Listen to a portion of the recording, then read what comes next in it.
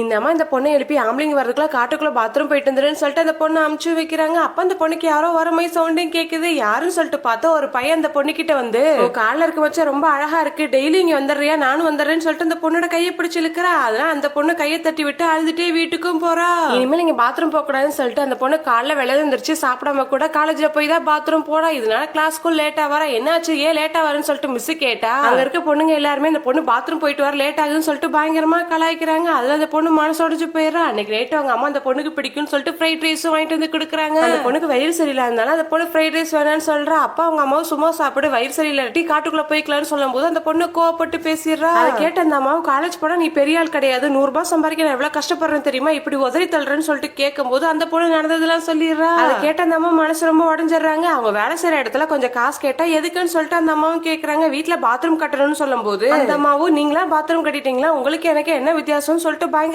அந்த அம்மா வாசிங்கப்படுத்துறாங்க. அத அவங்க பொண்ணுகிட்டே சொல்லி வருத்தப்பட்டு இருக்கும் போது அப்பா அவங்க பொண்ணு சொல்றாங்க, எனக்காண்டி ஒரு நகை சீட்டு போட்டிருக்கேன்லமா, அதுல ஒரு பாத்ரூம் கட்டுவோன்னு சொல்லும் போது அந்த அம்மாக்கும் அது சரின்னு படுது. அதனால நகை சீட்ல இருக்க காசையும் வாங்கிட்டு வந்து அந்த பொண்ணுக்கு ஒரு பாத்ரூம் கட்டி கொடுக்குறாங்க.